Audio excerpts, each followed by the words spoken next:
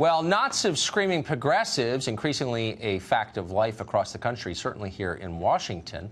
Leaders on the left are causing this. They're egging on their followers. And from restaurants to the steps of Supreme Court, the followers are responding. You see anybody from that cabinet, you get out and you create a crowd. When they go low, we kick them. Sexist, racist, anti-gay. We believe survivors. We believe survivors. Shut it down!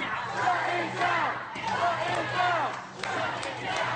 Shut it down! Shut it down! Shut it down! Shut it down! Shut it down! This has been going on for months now.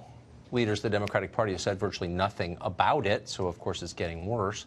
The headquarters of the Manhattan Republican Party was just vandalized on the Upper East Side after a week of getting harassing phone calls. Meanwhile, the left continues to project that it is the right that is fetishizing violence. Howard Dean, who once ran for president, despite intellectual disabilities, wrote this, quote, "Trump seems to like people who murder their opposition. Bet he'd like to do the same," said Howard Dean. Former Governor Dan Bongino is a former Secret Service officer and NRA television contributor, and he joins us tonight. Dan, this does seem like projection here. So as the left gets more violent, they become more convinced that it's actually the right getting violent. Yeah, no, I don't believe for a second, and I don't want to speak for you, Tucker, but I don't think you do either, that the left actually believes the right is violent. And the reason I say that is they've had to fabricate stories to make the right appear violent. Remember the famous episode up on the Hill during Obamacare where a number of congressmen alleged that that racial slurs were hurled at them and that they were spat on, and yet multiple people said, listen, we'll give you $10,000 if you can produce a scintilla of video evidence that this actually happened, and they didn't. We had the famous Sarah Palin bullseye pictogram, which had been used repeatedly throughout history, and that was an indicator of violence. So they're just making this up. But, Tucker, I see two real problems here. Number one is remember, the left needs state power because they're takers. They're takers of your money, your liberty, your freedom, your health care. They need state power to do that. As they lose it, this is almost like an extinction burst of behavior for them, to use a psychological term.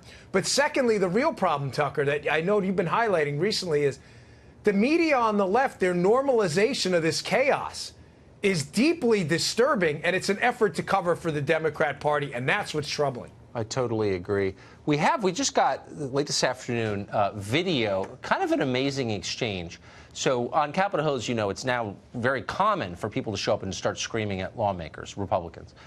Senator Bill Cassidy of Louisiana walking down the hallway this afternoon, I think this afternoon, and had this exchange. I want to put it up for our viewers to see it. Stand up right now.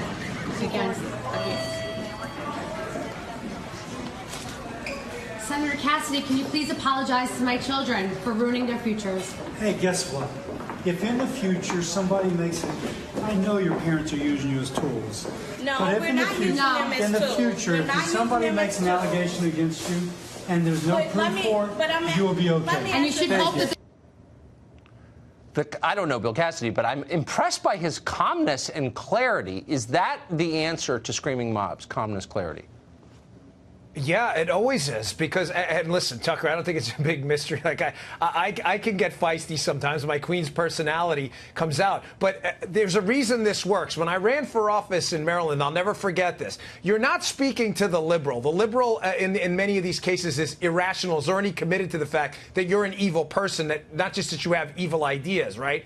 What you're speaking to is the third party listening, and in this case, the social media ecosystem, because everything's on tape. People who see that are now going to say, wait, that lady cared so much about her children. Why did she chase Bill Cassidy down the hall then and leave them there? Who brings their children up to Capitol Hill to confront the United States senator? I mean, listen, I'm all for big R rights to free speech, to protest. But, I mean, that seems kind of outrageous. What do your kids know about Supreme Court policy or the confirmation process? It's absurd. And it's just another way to make Republicans appear evil. To use your children as political props and drag them into a political debate is disgusting. And I'm saying that as a parent. I'm free to make that judgment. I don't think any normal parent would do that. It's bizarre, actually. I wouldn't either, Tucker. I have two girls myself. Of course not. That's I mean, ridiculous. I don't even talk politics with my adult children. Like, please. Thank you, Dan.